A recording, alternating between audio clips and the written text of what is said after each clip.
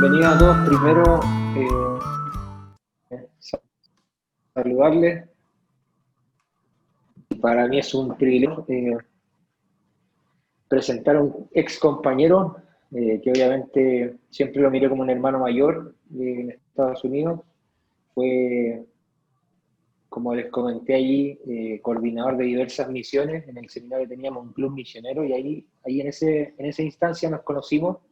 Él fue el presidente y fundador del primer club misionero de Río Grande. Luego de eso fue coordinador de las misiones del seminario y pasando seminario por seminario, le encantaba el tema de las misiones y se metía donde fuese el departamento de misiones hasta la oficina. El David es bien introvertido, no le gusta mucho que hablen de él, pero a mí me gusta honrarlo y de verdad para mí no puedo, porque tiene muchas cosas que entregar. Aparte de eso, ahora está en equipo pastoral de Iglesia Reforma, es director ejecutivo de una fundación que apoya a misioneros latinos en el campo misionero. Él tiene una visión que si tú le comienzas a hablar de misiones, él te va a decir por qué ya no debemos ser campo misionero como iglesia latinoamericana, sino enviadores de misiones. Una visión de iglesia que te va a explotar la cabeza. Y aparte de eso, además de todo, o sea, lo mejor de todo es que es casado con una chilena, así que tiene la mitad de nacionalidad chileno. Se celebra los partidos, ve a Alexis Sánchez, a Arturo Vidal como los suyos. Y bueno, y aparte de eso también es una persona muy cercana. Tengo el privilegio de llamarlo amigo, de llamarlo cuando gusta, y una persona que en verdad ve las misiones desde una perspectiva terrestre. O sea, él tiene los pies muy aterrizados en la tierra y ya está también en diversos países. Yo creo que ustedes le pueden preguntar y vamos a estar hablando aquí toda la noche en cuántos países no ha visitado. Y esta clase en específico se tratará de la cristología de la misión. Hemos visto cristología muy teóricamente y quiero que David quizás en esta clase va a aterrizar un poco eso y nos va a dar respuesta a qué lleva esto hacia el mundo, qué es lo que lleva ahora, qué es lo que tenemos ahora, qué hacer con esta cristología, con lo que hemos estado aprendiendo. De verdad, para mí es un honor, un privilegio. Mantengan sus cámaras encendidas si es posible, mantengan sus micrófonos apagados y si es que necesitan alguna pregunta también pueden hacerlo. Van a haber ciertos momentos de pregunta también que David va a dar el paso. Así que eso, disfruten mucho esta clase, de verdad, si se puede grabar, yo creo que vamos a tener que grabarla, yo quiero reproducirla y recontraproducirla. Porque hace mucho tiempo no escucho a David, me encantaría saber cómo ha crecido este tiempo y qué otras conversaciones también podemos tener. Así que disfrútenlo, de verdad, disfruten esta clase, háganse un café si no se lo han hecho y vamos a darle con David. Así que David, te doy el paso desde Chile, aquí un gran abrazo y mejor de los recibimientos y bienvenido también a Escuela Rubik, David. Muchas gracias Felipe. Pues Felipe como un hermano para mí ahí en Río Grande, de verdad. Vivimos juntos muchas cosas, cometimos muchos errores juntos, nos perdonamos juntos, lloramos juntos, etcétera, etcétera. Y para mí es un privilegio estar con ustedes. Hace como una hora terminé la torta chilena que hizo mi esposa para celebrar el 18. Como dice Felipe, mi esposa es chilena, es de Maipú. Así que comimos empanadas, carnita y de todo. Así que no solo ustedes están celebrando allá, aquí también lo celebramos en grande. Y bueno, sí, sigo la selección chilena porque con Guatemala no tengo mucha esperanza. Para mí es un honor estar con ustedes y compartir, pues no solo tema de cristología, ¿verdad? Es fascinante estudiar la vida de Cristo, a nuestro Señor, nuestro Salvador, no solo desde el punto de vista técnico, teológico, doctrinal, sino también desde un punto de vista práctico, desde un punto de vista misional, desde un punto de vista de propósito, ¿verdad? Y vamos a estar profundizando en estos conceptos en el transcurso de este tiempo que vamos a tener juntos. Y bueno, si me permiten, voy a compartir pantalla y me gustaría presentarles a mi familia. Mi esposa, Natalia, como les dije, ella es chilena y tenemos dos niños chiquititos, Felipe y Sara Noemí. Felipe nació hace 3 años, poquito más de 3 años, y Sarita tiene 1 año y medio, y pues los dos tienen su pasaporte chileno. Bueno, nunca han ido a Chile realmente, pero ese es nuestro sueño, poder ir a Chile todos en algún momento. Tenemos 4 años de estar viviendo aquí en Guatemala y somos parte de Iglesia Reforma. Es una iglesia que tiene recién 5 años aquí en Guatemala. Comenzó una iniciativa de plantación de iglesias y Dios ha prosperado esta iglesia. Entonces somos parte del cuerpo pastoral de la iglesia. También damos consejería prematrimonial y otras diferentes áreas. Mi esposa tiene una carga enorme por la niñez vulnerable, víctimas de abuso y en esa dirección. Así que hay mucha chamba, como decimos acá, mucho laburo, mucho trabajo en esa área.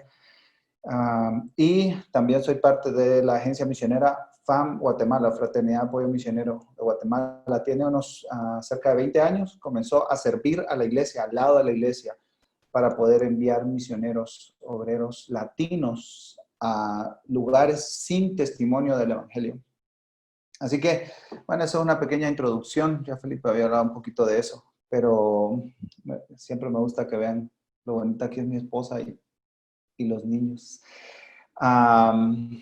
Me gustaría que comenzáramos orando. ¿Qué les parece? Señor, te alabamos y te damos gracias y damos toda la gloria y toda la honra a ti, Señor. Gracias por permitirnos tener este espacio a través de esta tecnología, Señor, para poder conectarnos. Yo aquí en Guatemala, mis hermanos, hermanas ahí en Chile, Señor. Y nuestra petición es que tú seas glorificado, Dios, y tu Hijo Cristo sea glorificado, y el Espíritu Santo sea glorificado, Señor. No nosotros, sino tú. Y al ir a través de las Escrituras, Señor, queremos verte, Señor. Así que te pedimos que el Espíritu Santo obre en nuestros corazones, Señor. Nos confronte, nos anime, nos motive, nos impulse, Señor. Y que abra nuestros ojos a las verdades de la palabra. Señor, entregamos este tiempo en tus manos. Todos los que estamos acá, Señor, para tu gloria y tu honra. En el nombre de Cristo Jesús. Amén. Muy bien. Hay un pasaje en las Escrituras que a mí me fascina, me encanta. Juan capítulo 17. En Juan 17,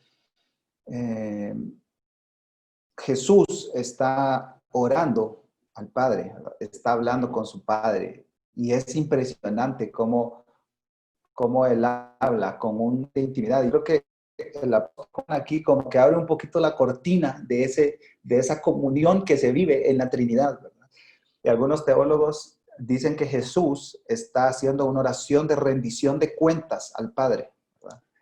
Es como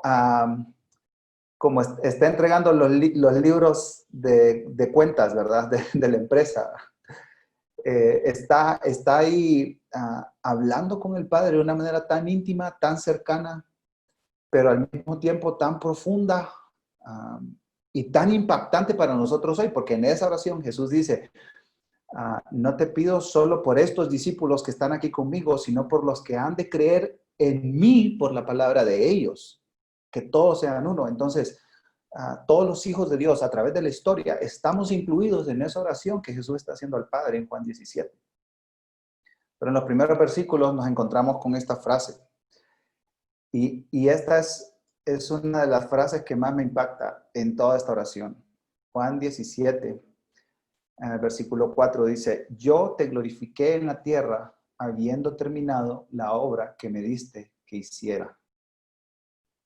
yo te glorifiqué en la tierra habiendo terminado la obra que me diste que hiciera. ¿Cuántos años tenía Jesús acá? 33, ¿no es cierto? 33, o sea, 33 años. Yo tengo 33 años. Y yo creo que por ahí andamos, ¿no? Unos tal vez un poquito menos, miro caras bien jóvenes, pero Alfredo un poquito más, yo creo. Pero bueno, no pasa nada. El asunto es que a los 33 años, Jesús, en una oración de rendición de cuentas a su Padre, le dice, Padre, yo te glorifiqué. Y todo lo que tú me encomendaste a hacer, lo he hecho. Ahora, deténgase a pensar por un minuto, si a ti te tocara estar cara a cara con Dios en este momento, ¿tú podrías hacer esa declaración? Es muy fuerte esto, es muy impactante, porque Jesús está hablando con su Padre y le dice, ya terminé, a los 33 años. Eso tiene dos implicaciones muy claras y muy fuertes para nosotros en este momento. En primer lugar, Jesús sabía qué es lo que tenía que hacer, ¿verdad? Jesús sabía qué es lo que tenía que hacer. Y en segundo lugar, implica que Jesús no está en la época de la historia en la que vino a este mundo como ser humano, en la que se encarnó. Jesús no está como, mira, qué bonito que vino. Sí, mira, hay antes de Cristo, después de Cristo. No está como suspendido en el aire de la historia, así que de manera mística y milagrosa se hizo hombre y creció como un bebé, como un niño, como una persona común y corriente. No, Jesús está con un propósito muy específico y muy definido en su encarnación. ¿Sí me siguen acá? Y me impacta eso porque yo subrayo esta parte. Yo te he glorificado en la tierra. Entonces, el propósito de Jesús al venir aquí a la tierra era glorificar al Padre. Entonces, vino con un propósito específico, en un momento específico, para glorificar al Padre, para glorificar al Padre. Entonces, decir, yo te he glorificado a ti, Señor, yo te he glorificado a ti, también tiene un impacto para nosotros hoy. Nosotros podemos decir, Dios, yo te quiero glorificar a ti y quiero caminar en esa dirección, en la dirección que Jesús mismo caminó. Ahora, hay otro pasaje que se conecta con este y es Gálatas capítulo 4, versículo 4. Gálatas 4:4. Y aquí Pablo, la carta de Gálatas es una carta de mucha confrontación. Es como Pablo, yo me lo imagino escribiendo así casi que rompiendo el papiro ahí, ¿verdad? Y diciéndole, Gálatas insensatos, ¿cómo son tan tontos, ¿verdad? ¿Cómo tan ignorantes? No sé qué estaba pensando Pablo, pero los ofendía, le hablaba muy fuerte en la carta. Y aquí Pablo está confrontando a algunos que decían que para ser parte de esta gran familia de la fe tenían que cumplir ciertas leyes y rituales judíos, como circuncidarse. Y en este contexto, Pablo le dice a los Gálatas, pero cuando vino el cumplimiento del tiempo, Dios envió a su hijo, nacido de mujer, nacido bajo la ley. Lo que Pablo está diciendo aquí es, ni antes ni después, en el tiempo preciso, Jesús vino a esta tierra. Jesús vino a esta tierra y nació de mujer, nació de una virgen y nació bajo la ley y cumplió completamente la ley y sigue expandiendo muchísimo más en estos conceptos, ¿no? Pero ni antes ni después, Jesús vino en el momento preciso, en el momento preciso. Ahora, yo creo que esto nos tiene que conectar con una pregunta muy importante que hagamos un zoom, ¿verdad? Un zoom hacia afuera, porque estamos hablando específicamente de la vida de Cristo y toda esta serie ha sido de Cristología, ¿verdad? Estamos hablando de la vida de Cristo y nos tenemos que hacer esta pregunta entonces, ¿de qué se trata realmente la Biblia? No sé si ustedes se han hecho esa pregunta en algún momento. Ok, a ver, sentémonos y tratemos de resolver de qué se trata la Biblia. ¿Dios revela su palabra? Sí, por supuesto. ¿Dios nos dice cómo vivir? Sí, por supuesto, pero hay más, ¿verdad? Y yo creo que todos, si somos creyentes, ¿verdad? Normales, yo creo que todos tenemos una historia favorita en la Biblia, ¿no es cierto? ¿Cuál puede ser tu historia favorita? ¿No? Aquí le voy a poner algunos ejemplos de historias favoritas, ¿verdad? Y quiero decir con esto que no hay nada malo en tener historias favoritas en las escrituras. El arca de Noé, por ejemplo, ¿verdad? Moisés y las 10 plagas. David y Goliat, yo creo que es una de las más famosas, ¿verdad? ¿Quién no ha escuchado la historia de David y Goliat? Elías, la viuda de Sarepta, ¿verdad? Es un poquito menos conocida. Jonás y el gran pez, como se canta por aquí, la gran ballena. Daniel en el foso de los leones, ¿verdad? Esa era una de mis favoritas de niño. La reconstrucción de Jerusalén por Nehemías, que habla de liderazgo y todas estas cosas. La alimentación de los 5,000 por Jesús, milagro tras milagro. La muerte y resurrección de Cristo, la conversión de Pablo. Ok, ¿por qué estoy poniendo todas esas historias como aleatorias acá? Y yo creo que una de las cosas que tenemos que hacer al estudiar algo tan específico como la vida de Cristo es poderlo hacer desde una perspectiva, un panorama mucho más amplio, ¿verdad? Mucho más amplio. Algunas veces nosotros vemos la Biblia de diferentes formas, y me gustaría mencionarles 6 formas en que vemos la Biblia, ¿verdad? No sé si alcanzan a leer eso que dice ahí en la pantalla.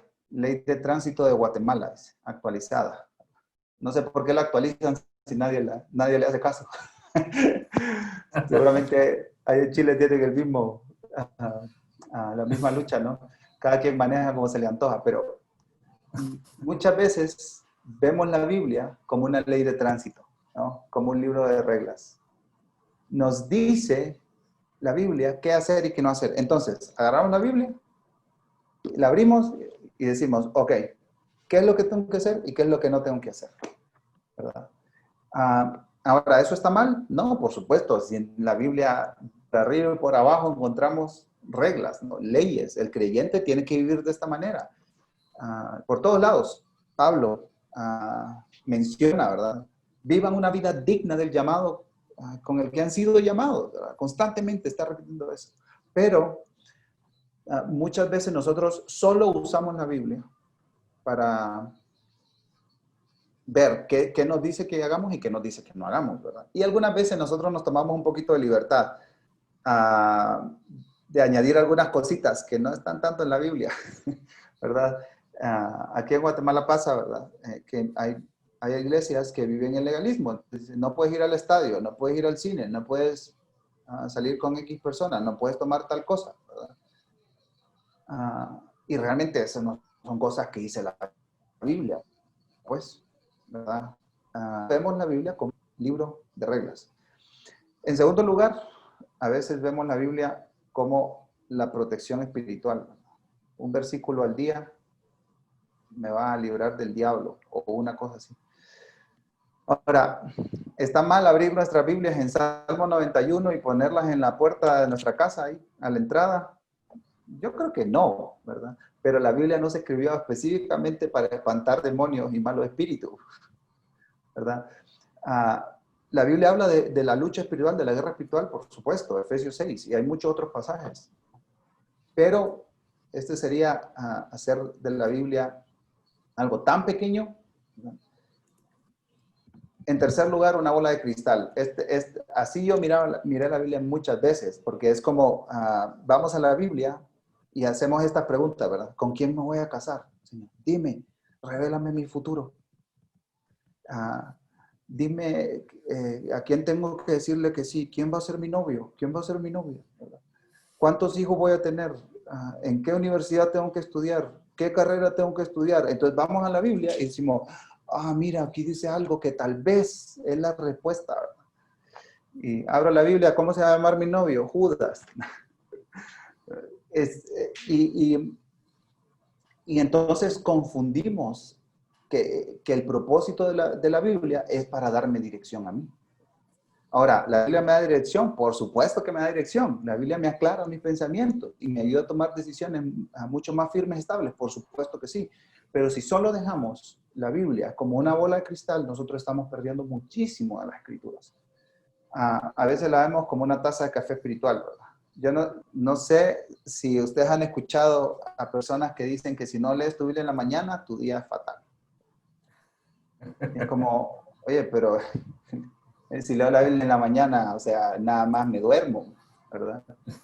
La leo mucho más concentrada en la noche. No, tiene que ser en la mañana, de 5 a 5:15. Y al final de cuentas es como, ¿para qué, verdad? ¿Para qué? Si es más, pues yo le saco mucho más provecho leyéndole en la noche, o leyéndole al mediodía, o en un descanso de la universidad. ¿Cuál es el problema? No, es que como cafecito, ¿verdad? El cafecito y ya. Y después, y si no me acuerdo durante el día, pues no importa, pero ya la leíste.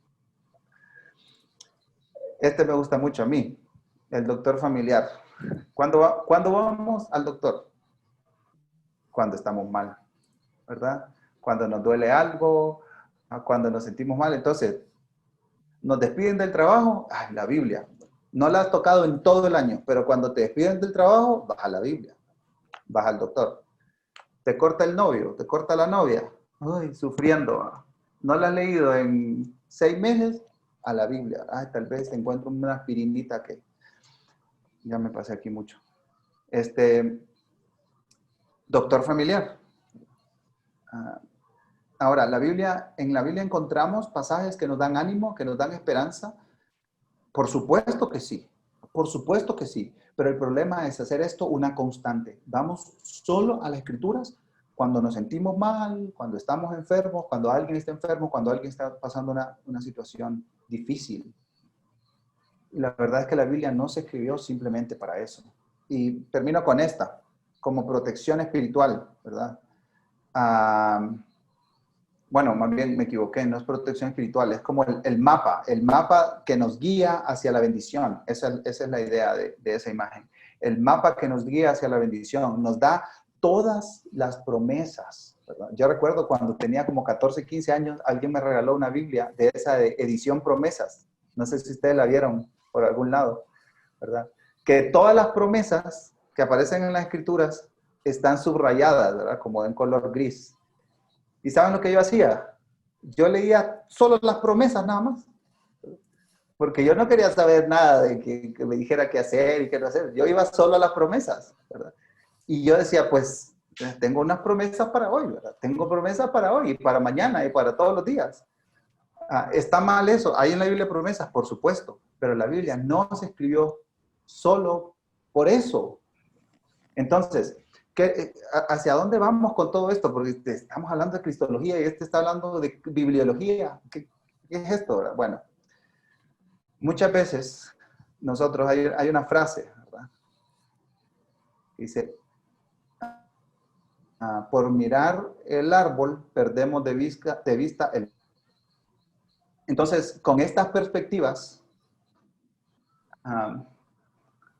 la idea es que, en primer lugar, todos lo centramos en nosotros, ¿verdad? Si tomamos la Biblia todos los días y la vemos como nuestra bola de cristal o como nuestro mapa para la bendición, para la prosperidad o como un libro de reglas, nosotros estamos desenfocados y nosotros nos ponemos en el centro de las Escrituras. ¿Sí me siguen acá? Nos ponemos en el centro de las Escrituras y nosotros no somos el centro de las Escrituras. Ni tú ni yo somos el centro de las Escrituras. El centro de la Biblia es Dios. Es Dios mismo y su plan. ¿Cuál es el plan de Dios? Y eso lo vamos a tratar de desarrollarlo y desplegarlo en este tiempo juntos. El plan de Dios es formar una familia de todos los pueblos de la tierra. para bendecirnos y que nosotros le adoremos para siempre. Ese es el plan de Dios. No, el plan de Dios no es simplemente bendecirme a mí. Si yo no soy el centro de la Biblia, ni el centro del universo, ni el centro de nada. Dios, lo maravilloso de esto es que Dios ahora, como su hijo, Dios me invita a su misión. Dios me dice, ven y sé parte de lo que yo estoy haciendo, porque yo soy el centro de todo. Yo soy el centro de todo. Tú no eres el centro. Y cuando perdemos de vista eso, entonces agarramos tal vez una historia favorita, o el Salmo 23, o un personaje favorito, o una de las historias que ya hemos mencionado, y entonces lo que hacemos es hacer la Biblia a nuestra propia imagen. ¿Sí? Hacer la Biblia a nuestra propia imagen. Entonces, si nosotros perdemos el panorama completo, la gran historia, nosotros no vamos a poder identificar cuál es la obra de Cristo a lo largo de esa gran historia. ¿Sí me siguen acá? ¿Me explico? Tenemos que quitarnos del centro de la Biblia, tenemos que quitarnos del centro de la historia, del mundo. Y muchas veces decimos, ¿para qué vino Cristo? ¿Para qué nació? Como decía Gálatas 4:4, cuando vino el cumplimiento del tiempo, Dios envió a su Hijo, nacido de mujer, nacido bajo la ley. ¿Para qué vino? Bueno, para morir por mí. Ay, miren, qué bonito Davidcito. Y vino para rescatarme. Ay, ¿te sientes bien ya? Sí, me siento muy bien. ¿Vino para eso? Por supuesto que vino para eso, pero hay una misión mucho más grande, mucho más amplia, que me incluye a mí como parte de esta misión, ¿sí? Entonces, lo que vamos a hacer es, vamos a tratar de construir desde el Antiguo Testamento algunas de los pasajes y de las historias famosas de las que hemos hablado al inicio, pero vamos a tratar de construir desde el Antiguo Testamento y luego vamos a pasar al Nuevo Testamento y vamos a ver desde el punto de vista misional qué es lo que Jesús vino a hacer y qué es lo que nos toca hacer a nosotros ahora, ¿sí? Pero entendiendo que es la gran historia, Okay, entonces, no sé si tienen alguna pregunta o algún comentario hasta acá, hasta este momento, o algo con lo que no estén de acuerdo igual, pues pueden decirlo sin problema. ¿Alguien que quiera compartir o preguntar? Si no, seguimos adelante.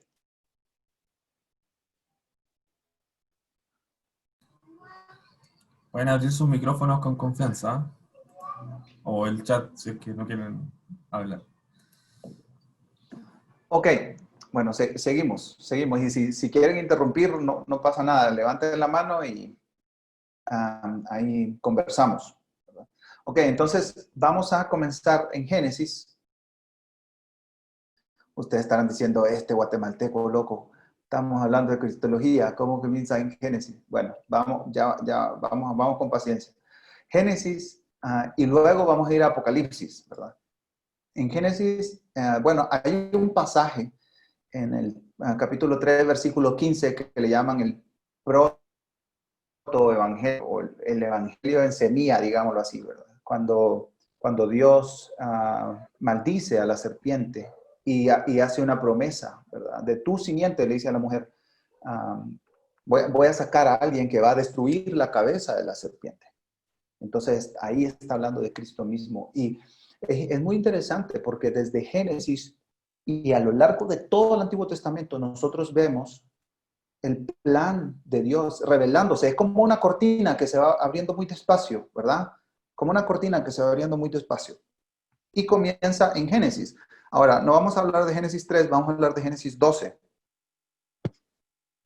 Y si tienen ahí sus Biblias, por favor, que me acompañen. Yo tengo la nueva versión internacional aquí en papel, un poco a la antigua. Así que si ustedes tienen sus Biblias, pueden abrir la Génesis capítulo 12. No sé ustedes, pero yo siempre, durante la mayor parte de mi vida, vi el llamado de Dios a Abraham como una moraleja de obediencia. ¿Sí? ¿A qué me refiero? Que esto está escrito en la Biblia, esta historia de Abraham y Génesis especialmente, para que yo me identifique con Abraham y pueda ser obediente. Pero con el pasar de los años me he dado cuenta que esto es el inicio de algo impresionante. Dice Génesis 12:1, el Señor le dijo a Abraham, deja tu tierra, tus parientes y la casa de tu padre y vete a la tierra que te mostraré. Haré de ti una nación grande y te bendeciré. Haré famoso tu nombre y serás una bendición. Bendeciré a los que te bendigan y maldeciré a los que te maldigan. Por medio de ti serán bendecidas todas las familias de la tierra. Todas las familias de la tierra. Ok.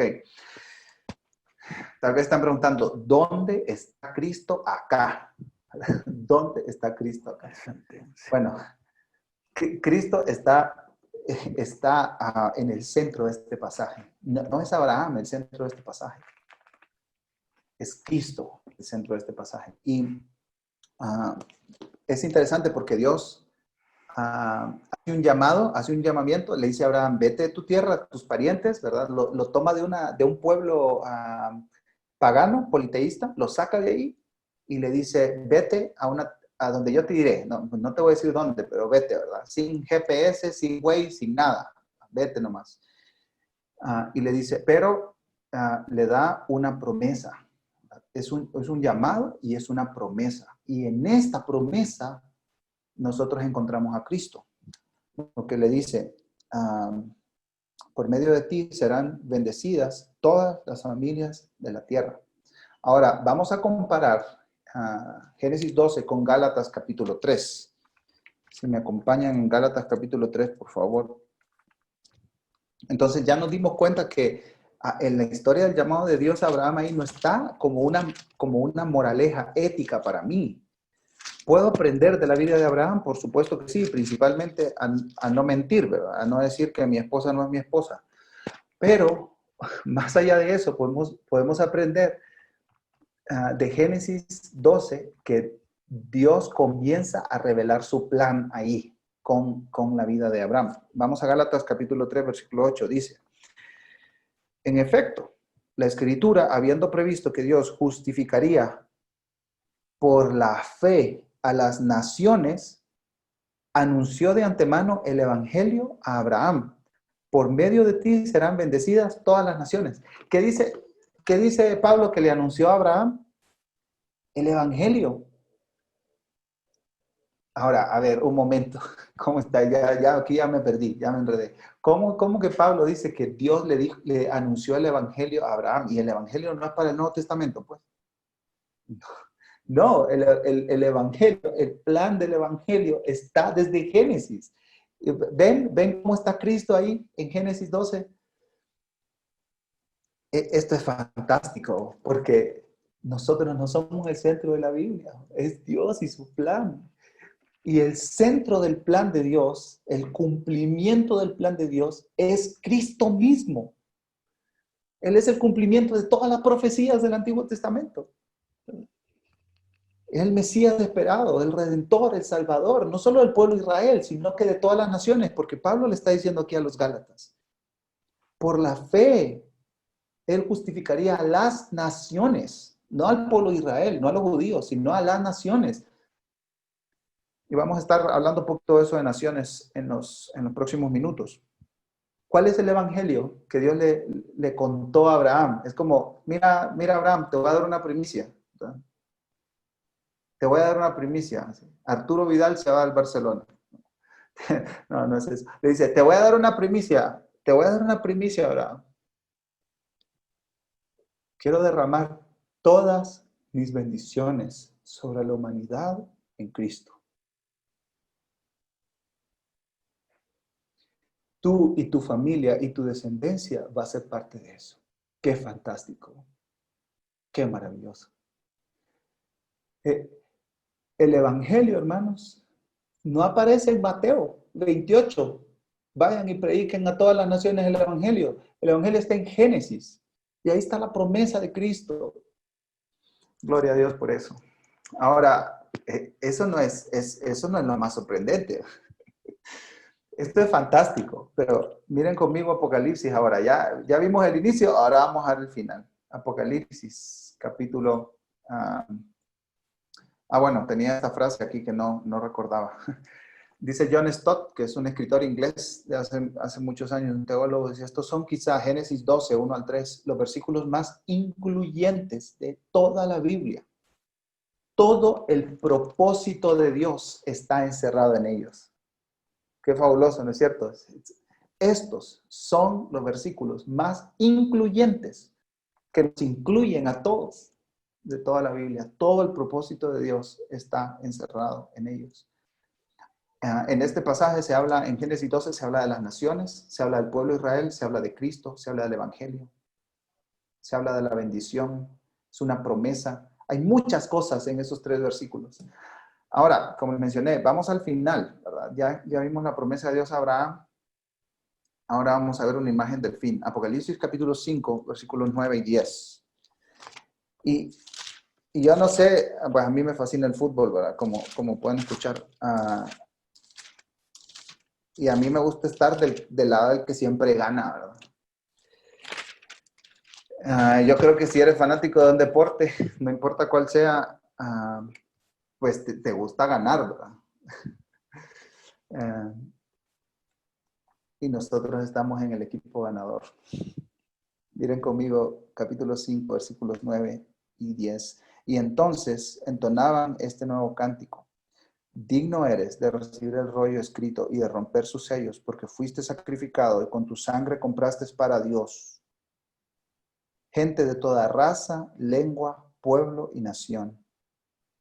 De ellos hiciste un reino, los hiciste sacerdotes al servicio de nuestro Dios y reinarán sobre la tierra.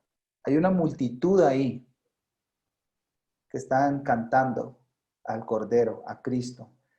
Y esta es como una imagen, como una fotografía, podemos decir, ¿verdad? O un video, un GIF de todo lo que está sucediendo ahí en el cielo, ¿verdad? Y está esta multitud cantando y diciéndole a Cristo, tú eres digno, tú compraste con tu sangre a toda esta gente. Míralos cómo te cantan. Y aquí lo que Juan está haciendo es poniendo en papel lo que él está viendo, esta visión que está recibiendo de parte de Dios. Ahora, esto no se queda ahí. Vamos al capítulo 7, la siguiente página, versículos 9 y 10. Apocalipsis 7, 9 y 10 dice, después de esto miré y apareció una multitud tomada de todas las naciones, tribus, pueblos y lenguas. Era tan grande que nadie podía contarla. Estaban de pie delante del trono y del Cordero, vestidos de túnicas blancas y con ramas de palma en la mano, y gritaban a una voz, la salvación viene de nuestro Dios que está sentado en el trono y del Cordero. Esta es la imagen que tenemos, la profecía cumplida, la promesa de Génesis cumplida aquí. Dios le dice a Abraham, yo te voy a bendecir para que tú seas de bendición a todas las familias de la tierra, a todas las naciones. Y aquí en Apocalipsis, Juan dice, yo vi a gente de toda nación, de toda lengua, de todo color de piel, de todo color de ojos, adorando y cantando al Cordero que es digno. Entonces tenemos el inicio, la promesa, y el fin, el cumplimiento de esa promesa. El cumplimiento de esa promesa. Ahora, aquí quiero hacer un pequeño paréntesis, una aclaración, ¿verdad? En la Biblia, la palabra naciones se refiere a grupos étnicos, no tanto a naciones geopolíticas, como decir Guatemala, o Chile, o India, o Arabia Saudita, sino que se refiere más a grupos étnicos. Y hay otras palabras similares en todas las escrituras, pueblos, gentiles, obviamente gentiles, la diferenciación que hace ahí es un judío es un gentil, no es un no judío. Pero dentro de los gentiles hay una gran variedad de grupos. Etnias, esa es la palabra que se usa en Mateo capítulo 28, etnias. Naciones, que es una palabra que se usa también muy comúnmente en las escrituras. Familias o linaje. Todas estas palabras son usadas para referirse a la misma idea. Y si ustedes recuerdan, bueno, no lo vamos a leer por el tiempo, pero Génesis 11 nos dice que tenían una cosa en común, que era el idioma. ¿Recuerdan eso, verdad? El idioma. El idioma obviamente nos habla de toda una cultura, una cosmovisión, valores, ¿no? Todo esto nos habla que un grupo de personas hablen el mismo idioma, hace referencia a que hay todo un conjunto de cosas que los unen, ¿verdad? Entonces, podemos decir que antes de la Torre de Babel, la humanidad era así, ¿verdad? Como un, no sé cómo le llaman allá en Chile, pero un hot cake, un panqueque, ¿verdad? ¿Por qué? Porque no tenía barreras y como que la miel, tú tiras la miel y la miel se ría por todo el panqueque, ¿verdad? Monocultural, una cultura, un idioma, un entendimiento de la vida. Espero que hayan comido, a mí ya me dio hambre. Ahora, multiculturas, podemos relacionarla con esta imagen del waffle, ¿verdad? ¿Qué es lo que pasa en Génesis 11? En la Torre de Babel dice que Dios confunde los idiomas, ¿verdad? Los dispersa, dice, sobre la tierra. Entonces Dios lo que hace es dividir a estos grupos de personas, ¿verdad? En muchos grupos de personas. Y vamos a estar hablando un poquito más a fondo cuando lleguemos a los pasajes del Nuevo Testamento que nos hablan de la misión de Cristo. Vamos a estar hablando un poquito más a fondo acerca de esto. Pero antes de pasar al Nuevo Testamento, a mí me gustaría que vayamos a algunos pasajes famosos, ¿verdad? David y Goliat, 1 Samuel, capítulo 17, versículo 45. El primer libro de Samuel, capítulo 17, y esta es una de las historias fantásticas, ¿verdad? Favoritas del mundo evangélico. Yo creo que en todas partes, la historia de David y Goliat. ¿Cuál es la... no sé si ustedes cuando fueron a la escuela tuvieron que leer las fábulas de Esopo, ¿sí? Esopo, un filósofo griego al que se le atribuyen muchas historias cortas, ¿verdad? Con una moraleja al final. Entonces, nos ponían a leer, pues estamos aprendiendo a leer obviamente, ¿verdad? Nos ponían a leer esta fábula, y una de las fábulas más famosas de Esopo es la liebre y la tortuga. ¿Se acuerdan de esa? ¿La han escuchado esa fábula? La liebre y la tortuga, muy famosa. Entonces, leía la historia y al final decía ahí abajito, moraleja, ¿verdad? Tal y tal y tal cosa, dependiendo de la historia que se contaba. Entonces, muchas veces nosotros cometemos el error de ir a las escrituras como si estuviéramos leyendo la fábula de Esopo. A ver, voy a leer la historia de David y Goliat porque necesito ánimo, ¿verdad? Necesito mucho ánimo. Y entonces comenzamos a decir, bueno, obviamente, en mi historia, yo no voy a ser Goliat, ¿verdad? Porque Goliat es un impío. Yo no voy a ser el ejército porque en el ejército todos estaban llenos de miedo. Yo no voy a ser Saúl porque Saúl... Entonces, ¿quién voy a ser?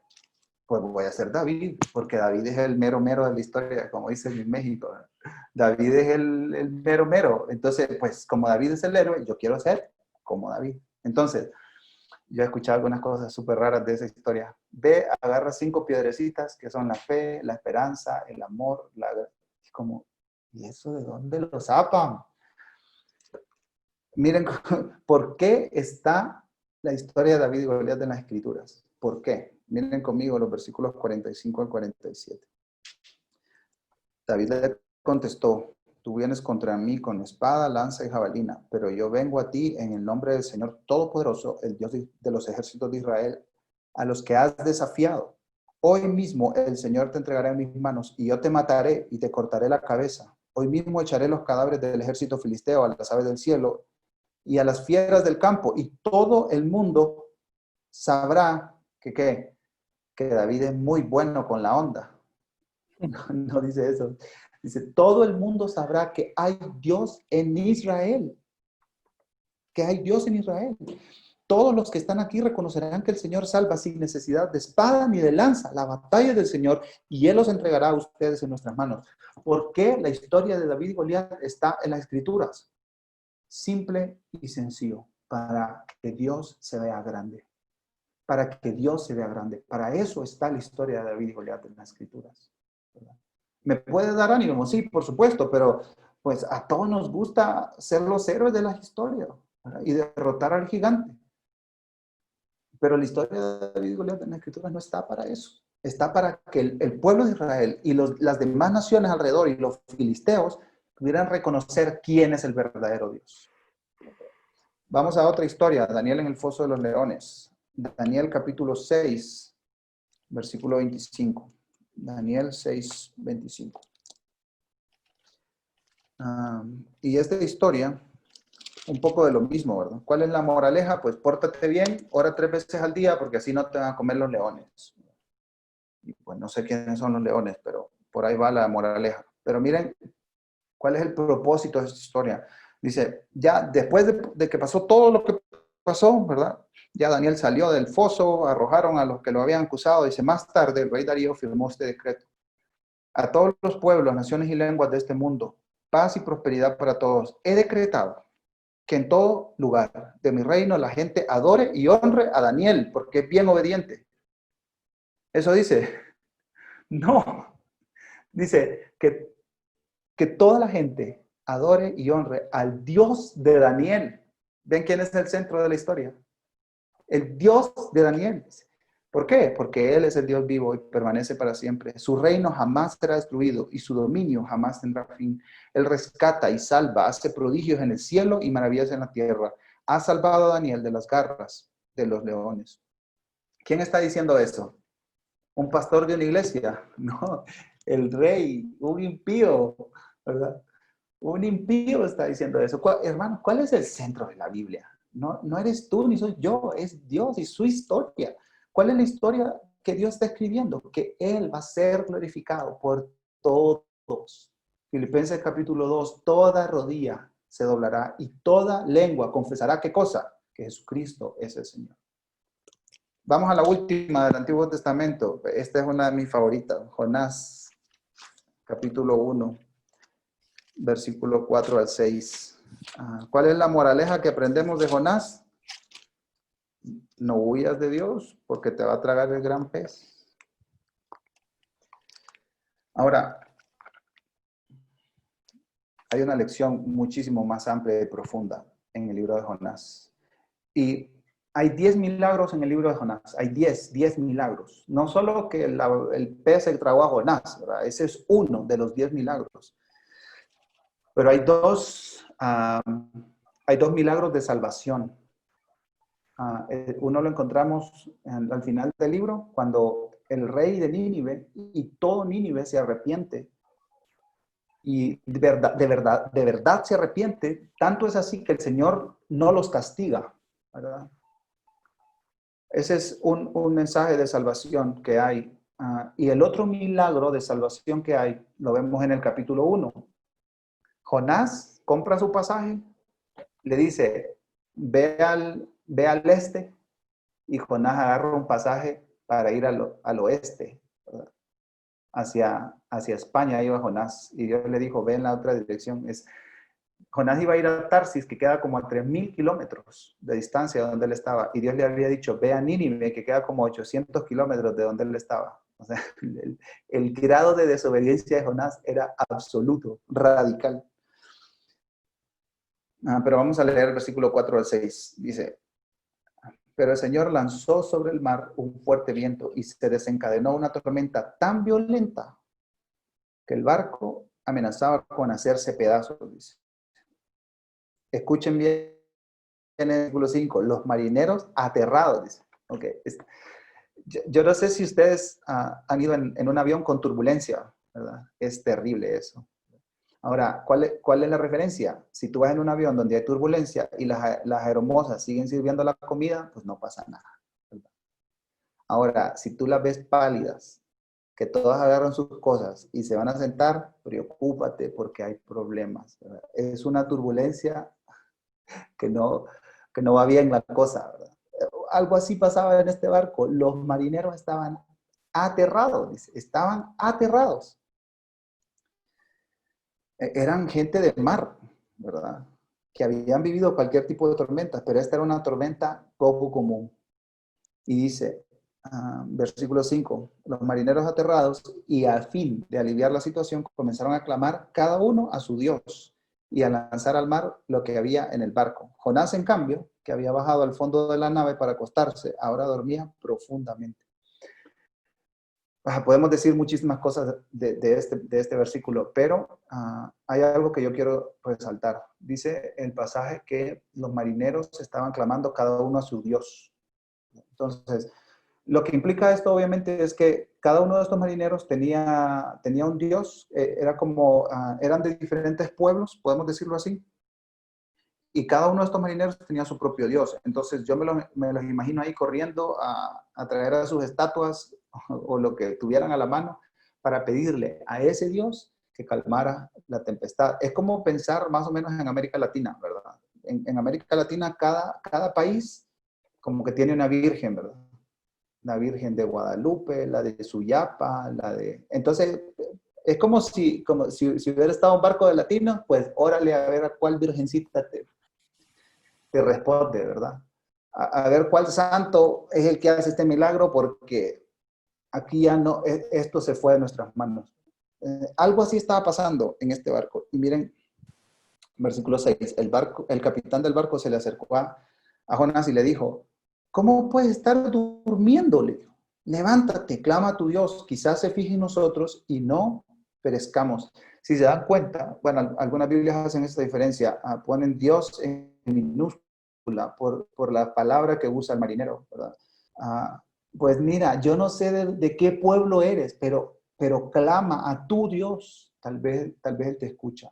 Y Jonás, bueno, la conversación es fantástica, de ahí para abajo, es maravillosa la conversación, porque Jonás le dice, ¿saben qué? Pues sí, esta tormenta, mi Dios es el que le está causando, porque yo ando huyendo de Él, porque Él me mandó para un lado y yo voy para el otro.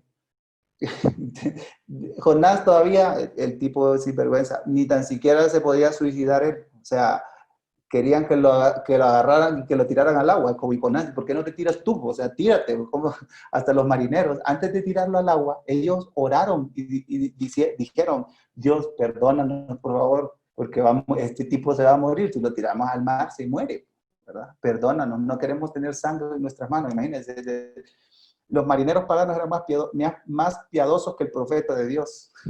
Bueno, me estoy enredando un montón porque hay muchas cosas. Estamos en Cristología, ¿verdad? Es cierto. Y le dice el versículo 16. Vamos a ir hasta el versículo 16. Bueno, el versículo 9. Soy hebreo y temo al Señor, Dios del cielo, que hizo el mar y la tierra firme. Le respondió. Al oír esto, los marineros se aterraron aún más. Y como sabían que Jonás huía del Señor, pues él mismo se lo habían contado, le dijeron, ¿qué es esto que has hecho? Bueno, ustedes pueden terminar de leer la historia, pero el versículo 16 dice, al ver esto, ¿qué es esto? Que el mar se aplacó cuando tiraron a Jonás al agua, dice. Se apoderó de ellos un profundo temor al Señor, a quien le ofrecieron un sacrificio y le hicieron votos. Yo creo que nos vamos a encontrar a estos marineros en el cielo, porque dijeron, ninguno de nuestros dioses pudo calmar esta tormenta. El Dios de este hombre es el Dios verdadero y ahora nosotros le vamos a ofrecer sacrificio a este Dios. Y Dios salva a un grupo de marineros paganos. El amor de Dios es tan grande que no importa en qué situación están las personas, Él se acerca y las salva. Y el amor de Dios es tan grande que no tiene nuestros parámetros humanos. Nosotros muchas veces nos encanta decir, tú eres salvo, tú no eres salvo. Tú mereces ser salvo y tú no mereces ser salvo, pero Dios no tiene los mismos parámetros que nosotros tenemos. Dios le dice a Jonás, ve a Nínive porque yo tengo un mensaje de salvación para esta gente. Que se arrepientan, que confiesen sus pecados, que se vuelvan de su vida pecaminosa. Yo los voy a salvar. Ese es el corazón de Dios. Ese es el corazón de Dios. Y hermanos, hermanas, si perdemos de vista esto a lo largo de todas las escrituras, estamos perdiendo muchísimo. Si solo vemos la Biblia como un libro de reglas, estamos perdiendo muchísimo porque el propósito de Dios es fantástico, es maravilloso. Porque tiene que ver con la salvación. tiene que ver con el Evangelio. Y pensando en la persona de Jesús, en la persona misma de Jesús, podemos verlo como un personaje histórico, podemos verlo como, pues sí, 100% humano, pero que vino en un vacío, ¿verdad? Y no como el Mesías prometido a lo largo del Antiguo Testamento. Entonces, por eso hicimos todas estas referencias del Antiguo Testamento, porque Cristo vino a dar cumplimiento a todas las profecías. Cristo vino a dar cumplimiento y continuidad al plan de Dios. Continuidad al plan de Dios. Entonces, no tenemos que perder de vista que Cristo cumple todas las promesas y que Cristo vino para dar continuidad a ese plan de Dios maravilloso para salvar a toda la humanidad. Entonces, entramos al pasaje del Nuevo Testamento, ¿verdad? Y aquí vamos a ver la cristología de la misión. Pero antes de seguir, no sé si tienen alguna pregunta, comentario, duda.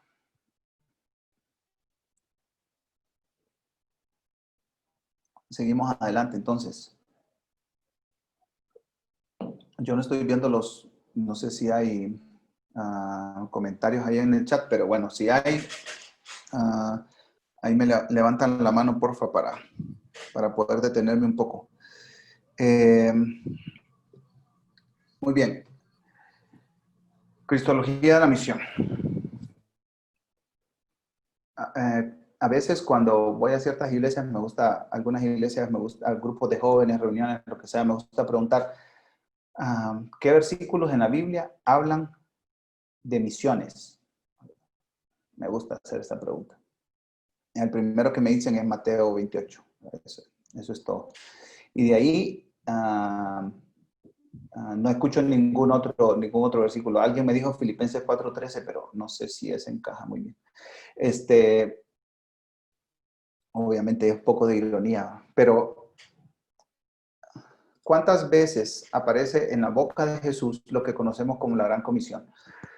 La Gran Comisión aparece en Mateo 28, por supuesto, es un pasaje bien famoso, ¿verdad? Pero no fue la única vez que apareció la misma idea dicha por Jesús. Ahora, vamos a ir leyendo las 5 veces donde aparece lo que se le conoce como la Gran Comisión a lo largo de los Evangelios. Vamos a ir leyéndola y me gustaría que respondieran esta pregunta. ¿Cuál es la relación entre las comisiones, ¿verdad? Por decirlo de esa manera, las comisiones? La última, no vamos a dejar para el final, es la más conocida, Mateo 28. Entonces vamos a comenzar con la primera. Al finalizar de la lectura, me gustaría que respondiéramos esta pregunta. Así que vayan tomando nota de cuál es la relación que ustedes ven entre todos los 5 pasajes que vamos a leer. En primer lugar, Marcos capítulo 16, versículos 15 y 16. Bueno, lo leo de la pantalla. Dice, les dijo Jesús, vayan por todo el mundo y anuncien las buenas nuevas a toda criatura. El que crea y sea bautizado será salvo, pero el que no crea será condenado. Recuerden el pasaje de la Gran Comisión, dice, vayan y hagan discípulos a todas las naciones, ¿verdad? Bautizándolos en el nombre del Padre, el Hijo y del Espíritu Santo. Pero en Marcos también aparece esta misma idea. Vayan por todo el mundo y anuncien las buenas nuevas a toda criatura. El Evangelio, las buenas nuevas es una sola palabra en el idioma original, que es Evangelio. Vamos con la número 2. El pasaje número 2 está en Lucas 24. Este es un pasaje fascinante. Jesús va caminando con los discípulos, camino a Emaús con ellos. Uno se llama Cleofas y el otro discípulo no aparece el nombre. Leo Lucas 24, 46, 49. Esto es bien adentro de la conversación ya. Esto es lo que está escrito, le explicó Cristo. Jesús iba hablando con ellos. Les dice que el Cristo padecería, resucitará al tercer día y en su nombre se predicarán el arrepentimiento y el perdón de pecados a todas las naciones, comenzando por Jerusalén. Ustedes son testigos de estas cosas. Ahora voy a enviarles lo que ha prometido mi Padre, pero ustedes quédense en la ciudad hasta que sean revestidos del poder de lo alto, del poder de lo alto. Ahí está. Aparece también, ya vimos que aparece en Marcos, aparece en Lucas. Vamos con la número 3. Hechos 1:8. Hechos 1:8. Está justito antes de la ascensión de Jesús al cielo. Jesús les dice, pero cuando venga el Espíritu Santo sobre ustedes, recibirán poder y serán mis testigos tanto en Jerusalén como en toda Judea y Samaria y hasta los confines de la tierra. Entonces, tenemos en Marcos, en Lucas, en Hechos. Vamos con el número 4. La paz sea con ustedes, repitió Jesús. Como el Padre me envió a mí, así yo los envío a ustedes. Acto seguido sopló sobre ellos y les dijo, reciban el Espíritu Santo. A quienes les perdonan sus pecados les serán perdonados, a quienes no se los perdonen no les serán perdonados. El pasaje clave ahí es el versículo 21. Como el Padre me envió a mí, así yo también los envío a ustedes. ¿Cómo envió Dios Padre a Dios Hijo? En una misión de rescate. En una misión de rescate. Para la gloria del Padre, por supuesto. Y ahora vamos con el número 5. Pasaje número 5, que es el más famoso de todos, ¿verdad? La Gran Comisión. Los 11 discípulos fueron a Galilea, al monte donde Jesús les había ordenado. Y cuando le vieron, le adoraron. Pero algunos dudaban.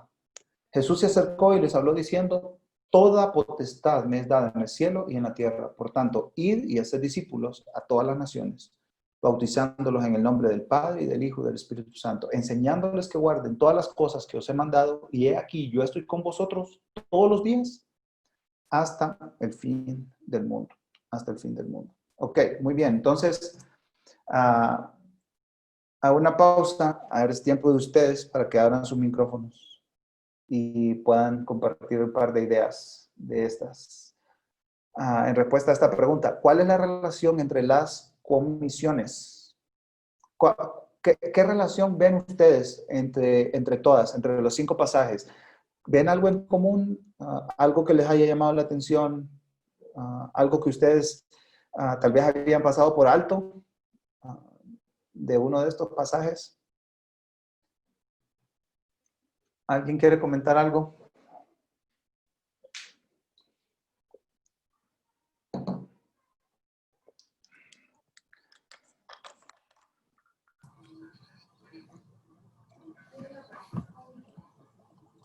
A mí me llama la atención que yo no había visto estos 5 pasajes como parte de las 5 comisiones, así que un buen dato, había visto solo algunos, no los 5.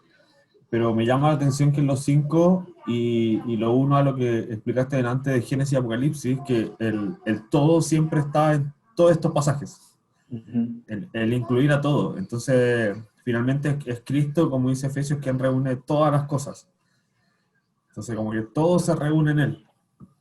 Entonces, como que la importancia de todo en estas 5 comisiones me llama la atención, a mí al menos. Sí, excelente, excelente. Muy buen aporte. Al final, esto está conectado con el gran panorama, ¿verdad? Esto está conectado con el gran panorama al que hemos venido hablando los últimos minutos. Gracias, Alfredo, por tu comentario. ¿Alguna otra idea que les llama la atención? ¿Cómo conectan? ¿Se escucha? Sí, adelante. Ya. Yo pensaba, o sea, lo que encontré como relación, lo noté muy rápido, que decía que se proclamaría como en el mundo, en su nombre, en todas las naciones. Y bueno, eso, y que en su nombre se predicarán, o sea, que se arrepentirían también. Hablaba, habían cosas que se podían repetir, que era el evangelizar, el que se iba a proclamar, eso. Excelente, excelente. Y justo en esa dirección vamos, ¿verdad? Justo en esa dirección. Si se dan cuenta, en cada uno de los pasajes podemos encontrar ese mandato de predicar, de exponer el evangelio, ¿verdad? Por ahí es muy famosa esa frase que dice, de que se le atribuyen a San Agustín, que él dijo, pues no sé si él la dijo, pero soy muy joven para saberlo, pero dijo San Agustín, prediquen y si es necesario usen sus palabras. Error, ¿verdad? Como el evangelio tiene que ser proclamado, ¿verdad? Proclamado con las palabras. Si un musulmán te ve recogiendo basura en la calle va a decir, mira, Cristo, qué hermoso que es.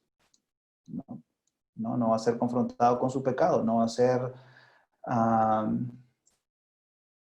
no va a ser desafiado por ese mensaje de la singularidad de Jesús. Es el camino, es la verdad, es la vida. Nadie va a saber eso si te mira dándole comida a un pobre en la calle. ¿Está mal eso? No, por supuesto. Pero esa es la clave. Gracias, Francesca, por decirnos eso, porque esa es la conexión principal de estos pasajes. El anuncio del reino de Dios. Si ustedes se sientan un día a leer los evangelios en una mañana, ustedes van a encontrar que Jesús constantemente está diciéndoles, bueno, comenzando por Juan el Bautista, el reino está acá, el reino está acá, el reino está acá, y Jesús diciendo, el reino ya vino, el reino ya vino. Es la comisión que Jesús le da a la iglesia es el anuncio del reino, del inicio del reino, ¿verdad? Esa es la proclamación, ¿verdad? ¿Y cuál es el objetivo? Que ese es el otro hilo que teje todas las 5 comisiones. Este es el primero, y el segundo es el que ustedes están viendo ahí abajo. Formar comunidades de discípulos. Formar comunidades de discípulos. No construir edificios, no hacer organizaciones, ¿verdad? Sino formar comunidades de discípulos. Entonces, la relación entre las 5 comisiones tiene que ver con la proclamación, con el anuncio del inicio del reino de Dios y con la formación de discípulos. Eso es lo que entreteje todo este tema de estos pasajes. Ahora, vamos a regresar al pasaje de Mateo capítulo 28, ¿verdad? Y aquí lo tengo en la Reina Valera 60 por el énfasis que hace, la manera que se tradujo.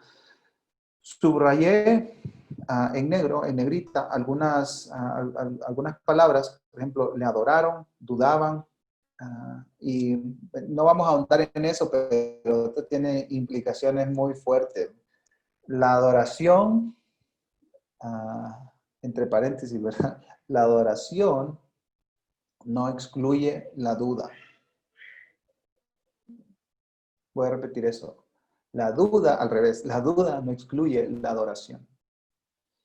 Y muchas veces en nuestra vida vamos dudando de diferentes cosas, formas, especialmente si atravesamos una circunstancia difícil. No estamos llamados a no dudar, pero sí estamos llamados a adorar. Bueno, ese es entre paréntesis, cierro paréntesis. Pero vamos a encontrar 4 veces que se repite la palabra todas y todos, ¿verdad? 4 maneras diferentes. Dice, toda potestad, todas las naciones, todas las cosas que les he mandado, todos los días. Entonces, vamos a prestar atención y vamos a ir por cada una de estas, tratándola de describir un poco, porque si hablamos de cristología de la misión, tenemos que ver, bueno, Señor Jesús, ¿a qué me estás comprometiendo y qué me ofreces para participar de esto? ¿Verdad? Ok, entonces toda potestad. Pueden poner como referencia Mateo 7, 28 y 29. Dice este pasaje que los fariseos y todo el público en general estaba sorprendido, dice, porque enseñaba como alguien que tiene autoridad. Y la palabra ahí autoridad no es una palabra como que yo tengo autoridad sobre mis hijos. No, es mucho más amplia. Es una autoridad del rey, ¿verdad? Y es la misma palabra que se usa para potestad, ¿verdad? Tiene potestad. ¿Qué es potestad o autoridad? Es el poder de decisión, una libre decisión que está conectado directamente con la soberanía de Dios, ¿verdad? La libertad de hacer lo que desea. También tiene que ver con el poder físico o mental, la fuerza que uno tiene, es ese poder mental, el poder de autoridad, que es poder de influencia o poder de derecho, poder de privilegio. Es como, ¿por qué el presidente puede decidir lo que decide? Bueno, porque tiene el privilegio, el derecho de decidirlo por su posición. ¿verdad? Y también potestad tiene que ver con el reino o gobierno. Esto es muy importante para entender la cristología de la misión. El poder de aquel cuya voluntad y órdenes deben ser acatadas y obedecidas por otros. Entonces, cuando Jesús le dice a sus discípulos, yo tengo toda potestad, toda autoridad, me ha sido otorgada, esto tiene que ver directamente con nosotros.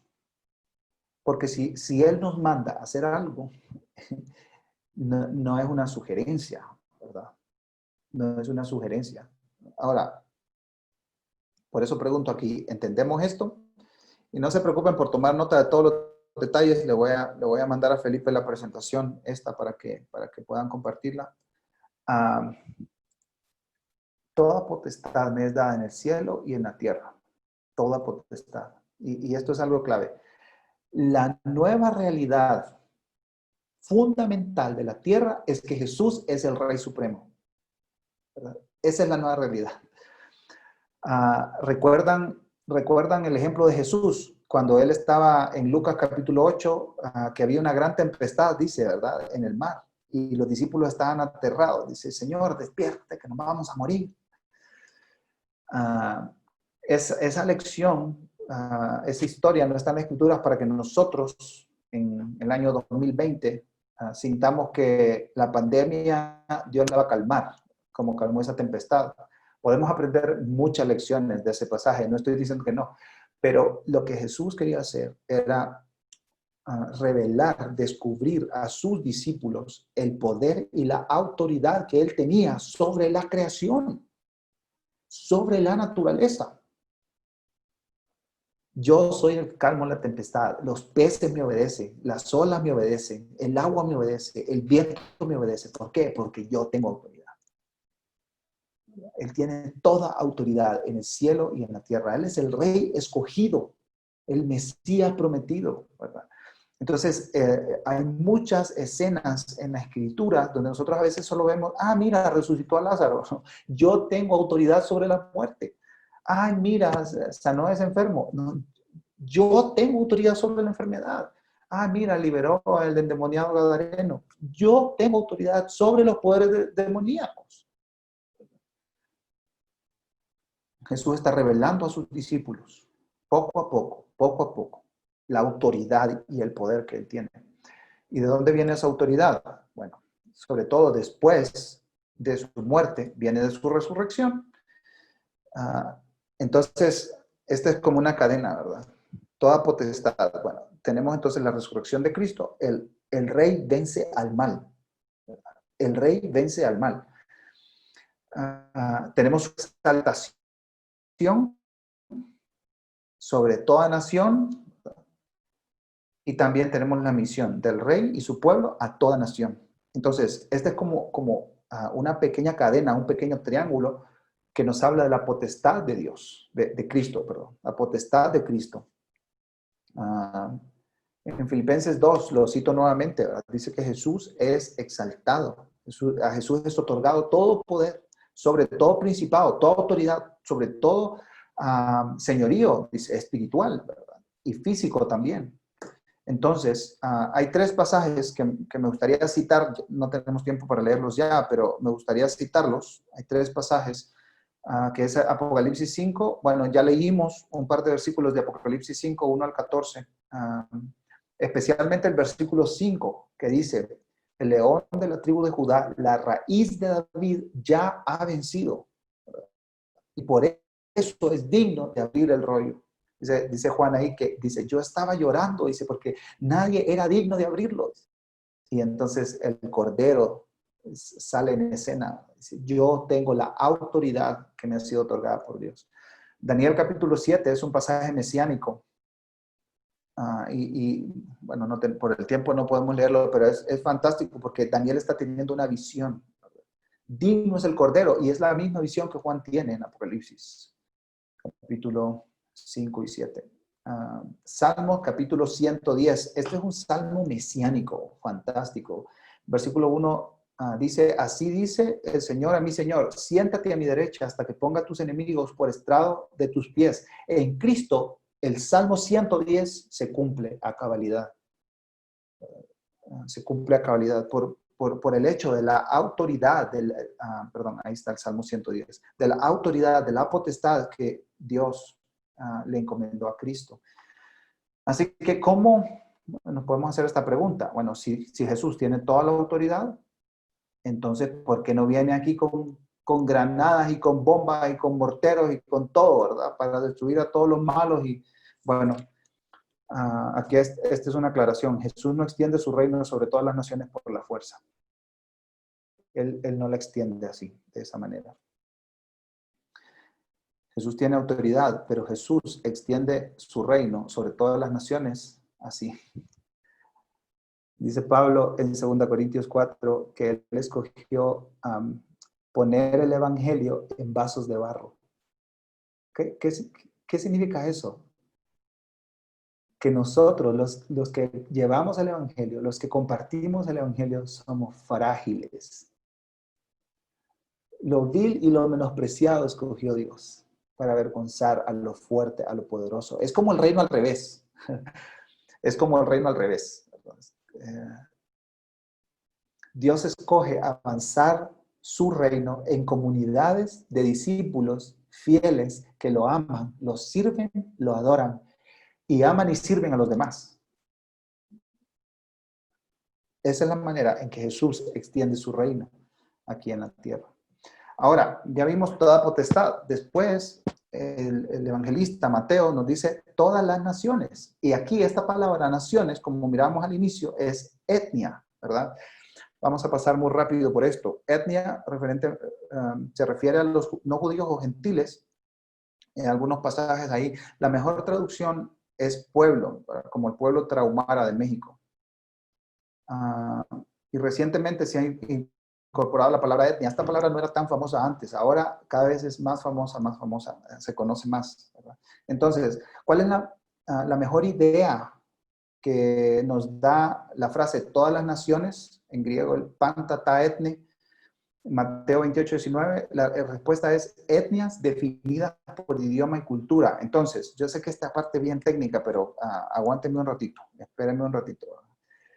Esto lo pasamos muy rápido, pero me gustaría que esto quedara bien claro porque no está hablando de países geopolíticos, sino está hablando de grupos con estos elementos particulares, ¿verdad? Lingüísticos, o sea, con un idioma en común, culturales, sociales, económicos, geográficos, que están en un lugar, o van juntos como nómadas o seminómadas, ¿verdad? Religiosos y políticos. Estos son 7 elementos o factores que constituyen a una etnia. Entonces, hay un escritor que dice, ¿cómo es que el reino de Dios puede desplegarse de manera más rápida a todas las etnias? Dice, pues bueno, una etnia es el grupo posible dentro del cual el evangelio puede difundirse como un movimiento discipulador o de fundación de iglesias sin encontrar barreras de comprensión o aceptación.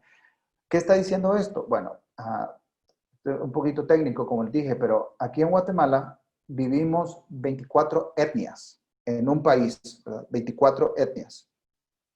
La mayoría de esas etnias son mayas. Tienen sus propios idiomas, sus propias tradiciones religiosas, su propia cultura, su propia cosmovisión de la vida. Entonces, el evangelio corre más rápido. Si una persona de origen maya predica dentro de esa misma comunidad, en su propio idioma, pero para que eso suceda, si en esa comunidad no hay creyentes, entonces alguien tiene que ir a aprender su idioma para poder comunicar el evangelio, para que haya un movimiento del evangelio y por ende del reino en esa etnia, ¿verdad? Espero que estarme explicando bien. Yo sé que esto es un poquito técnico, pero aquí hay unas etnias, ¿verdad? Que los judíos es una etnia. En México hay 330 y tantas etnias, ¿verdad? Se hablan un montón de idiomas ahí. Es un país muy diverso. Los tzotziles en el sur de México, en Chiapas. Los gitanos, ¿verdad? Que están bueno, en todo el mundo, pero principalmente en Europa, Rumania y Europa Occidental. Hay muchos gitanos nómadas. Los tarahumaras del norte de México son otra etnia. Los vascos en el norte de España son otra etnia dentro de un país. Los com en Argentina son otra etnia, ¿verdad? Y seguramente ustedes han escuchado hablar de los mapuches en Chile, ¿verdad? Todo esto para decir que estas etnias, Jesús dijo, vayan y prediquen el evangelio a todas las etnias, ¿verdad? A todas las etnias. Esa es la comisión, esa es la comisión. Como toda potestad, toda autoridad me ha sido dada, yo los comisiono para que vayan y prediquen el evangelio a todas las etnias, a todas las naciones. Ahora, aquí hay que marcar una diferencia entre la evangelización mundial y el evangelismo mundial. La evangelización es la meta. El evangelismo es una actividad.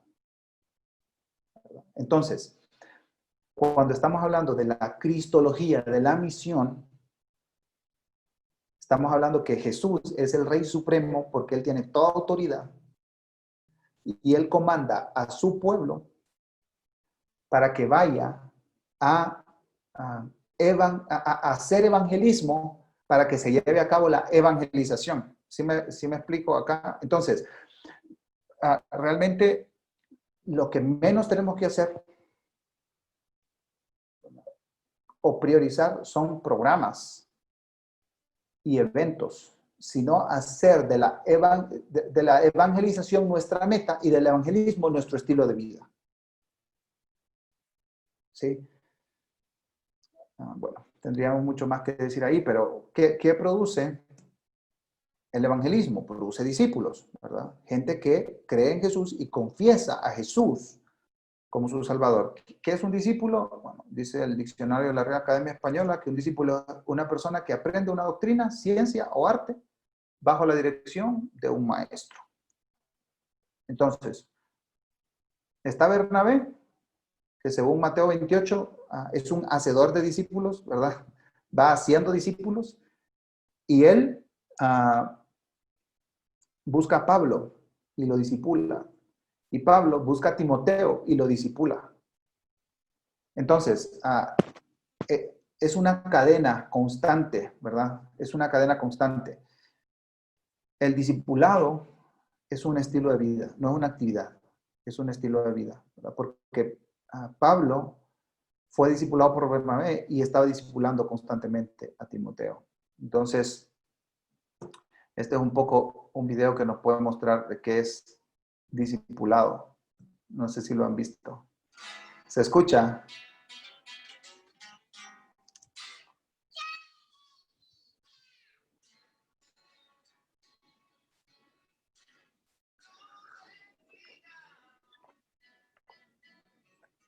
Miren cómo este padre discipula a su hijo.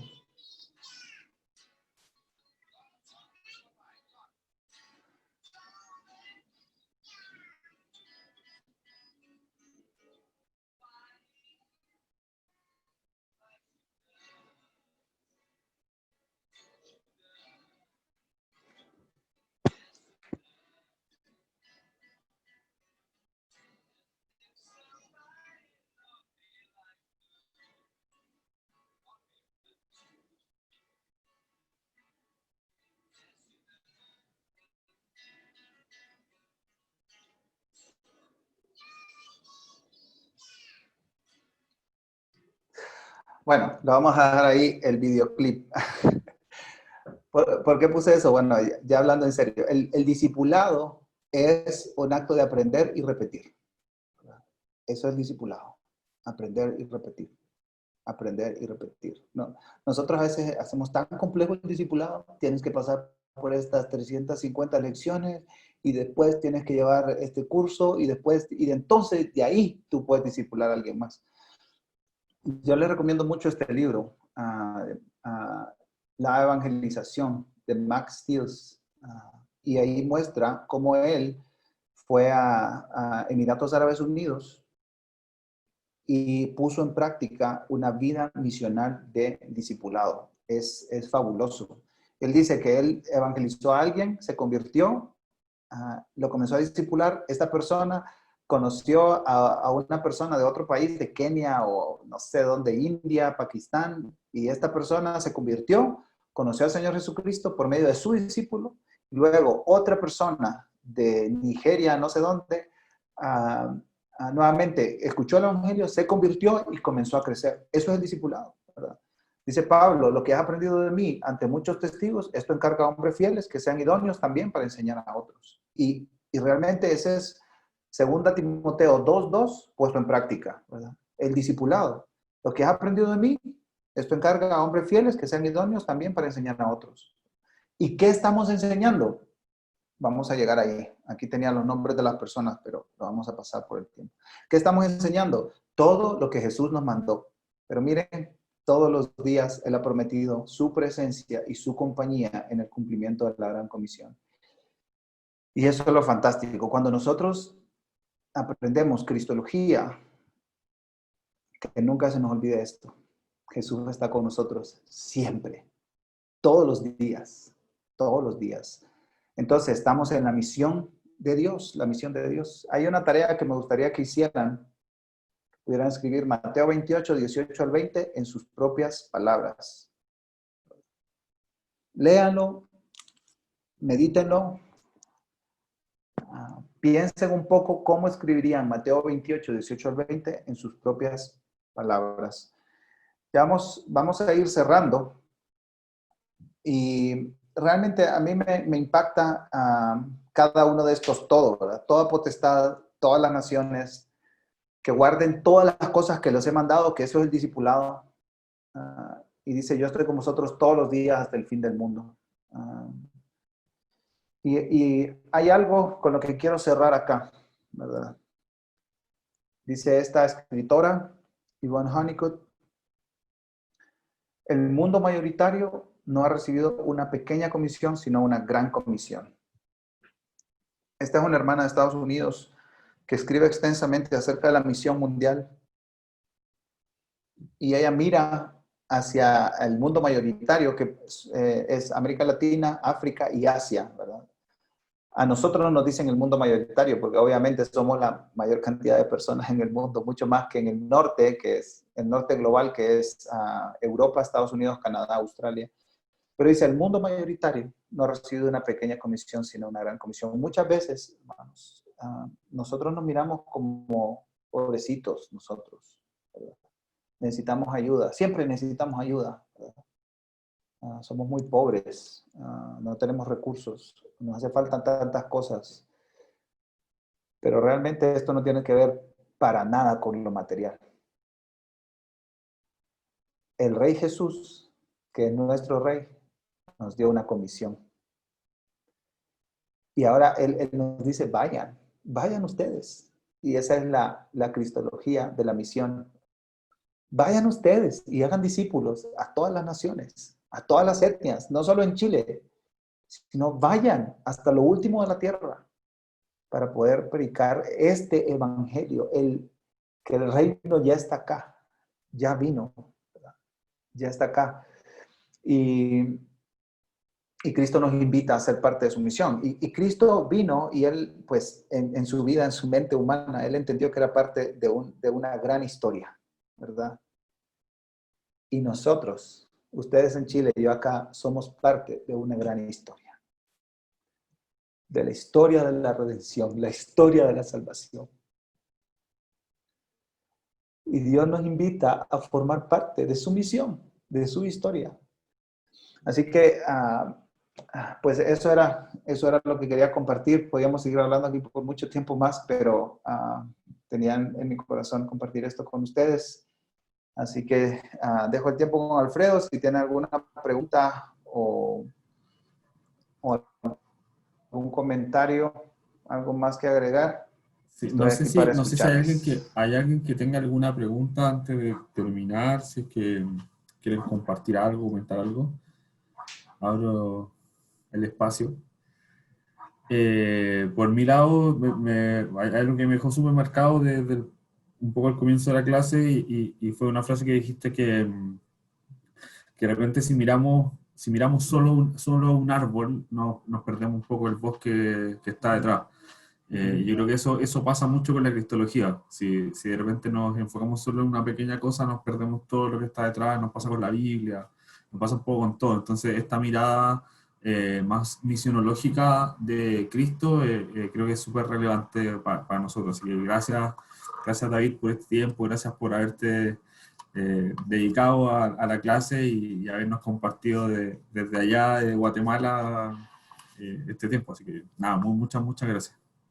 No, un privilegio para mí. Gracias, Alfredo. Y para los chicos del curso, la próxima semana tenemos la otra invitada con otra visión totalmente diferente. Va a estar con nosotros Susan Hernández, que es teóloga chilena, hablando desde una cristología feminista. Ella escribió hace poco un libro también relacionado al tema de la violencia doméstica en las iglesias o en contextos eclesiales o en familias eclesiales. Así que va a estar bueno igual escuchar una visión totalmente distinta y quizás poco común en ámbitos religiosos y eclesiales. Así que nada, pues invitado a todos la próxima semana. La próxima semana va a ser una clase abierta, así que si quieren invitar más gente también lo pueden hacer. Así que este curso mayoritariamente son mujeres, así que va a ser un buen tiempo de cristología feminista, nuestra penúltima clase antes de terminar el curso. Así que gracias David, gracias a todos los que se pudieron conectar, gracias Felipe, está trabajando, así que por eso está ahí medio así en oculto, pero gracias por este tiempo. Así que eso. Alfredo, ¿podría decir algo muy corto? Sí, obvio. Ya, pucha, disculpa, yo llegué un poquito atrasada por una emergencia que tuve, así que no sé si tuvieron los demás el tiempito para poder saludar o decir algo. Primero, estoy feliz de verles las caras, de veras. Qué rico poder conocer a los compañeros de clase y de distintos lados, así que estoy feliz, agradecida del Señor por eso, y de veras agradecida de tener a David de tan lejos, de tener... gracias al Señor por esta posibilidad que nos da las redes sociales de poder contar con personas de otros lados que tienen tanta riqueza del entendimiento de la palabra que nos has podido edificar y no solamente transmitir conocimiento porque nuestro espíritu percibe que nos impartes de tu corazón, de tu espíritu, David, así que gracias por este tiempito. Nos vamos de veras que con el corazón lleno y hay una frase súper al final que mencionaste sobre la diferencia entre la evangelización y el evangelismo. Y la verdad es que yo nunca había reparado en eso, de que la evangelización es nuestra meta y el evangelismo nuestra vida. Y eso a mí me vuelve a golpear, ¿no es cierto? Porque la verdad es que no sé si de veras vivimos en eso, en el estar transmitiendo el mensaje de Cristo. Tenemos el mensaje más tremendo y potente del mundo entero y la pandemia no nos puede detener. Así que de veras eso fue como un choque ahí del Señor y me hace reflexionar en qué estoy haciendo yo. De veras esa es mi vida, así que me voy con eso en mi mente y en mi corazón. Gracias. David y gracias a todos. Besitos. Gracias, Damaris. Y con respecto a eso, solamente quiero agregar algo bien pequeñito. John Piper dice, las misiones no son la meta final de la iglesia, es la adoración. Las misiones existen porque la adoración no existe. Entonces, un estilo de vida de evangelista busca la adoración a Dios por sobre todas las cosas, ¿verdad? Entonces, la evangelización, por supuesto, queremos que todas las naciones estén evangelizadas y lleguen al evangelio. Pero atrás de todo esto de la evangelización, la meta primordial de la iglesia es la adoración. No, nunca olviden eso, es la adoración. Hacer ver.